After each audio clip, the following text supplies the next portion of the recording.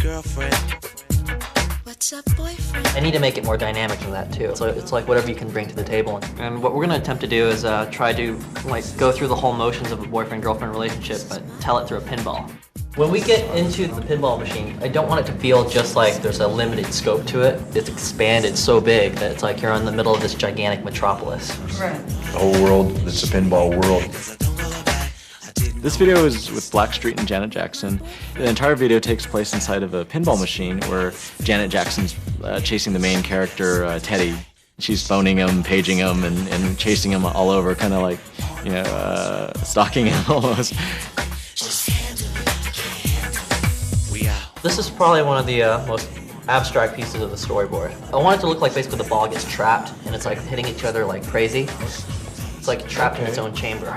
We had a storyboard concept that had illustrations done by a storyboard artist that had a whole direction for the entire video. Initially we started working with segments of the storyboard and creating just animatics. But as he started seeing the capabilities of Maya, Joseph, who's the director, started thinking of different ideas and asking us to be creative on our own. He'd basically come to us and go, well, what do you think would be really cool?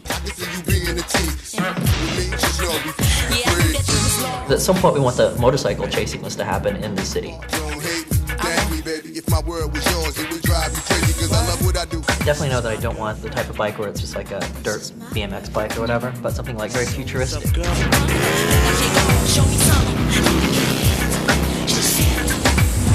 I really like Maya because when I start working on something, I don't really have to think of a specific process or a direction or pipeline that I have to go through. I just start thinking of the ideas. I like the free-form way of being able to work and create things just on the fly. We're looking at a top view now of a pinball scene. By using a combination of active and passive rigid bodies, Maya is able to create quite a dynamic simulation without using any keyframes.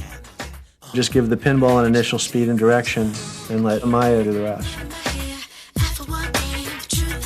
For me, the best part of Maya is how open-ended it is. There's a scene in the video where the player knocks the ball towards Teddy. In order to make that image of Teddy explode, I created a particle painting of him on an image plane, and then when that exploded, the particles appear and react to the forces that are in the scene.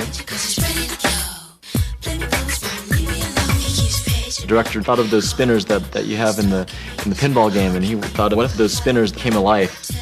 And so I added inverse animation to it. I'm able to grab a handle and move it like an arm or a leg. It's a matter of just like pulling on the different parts.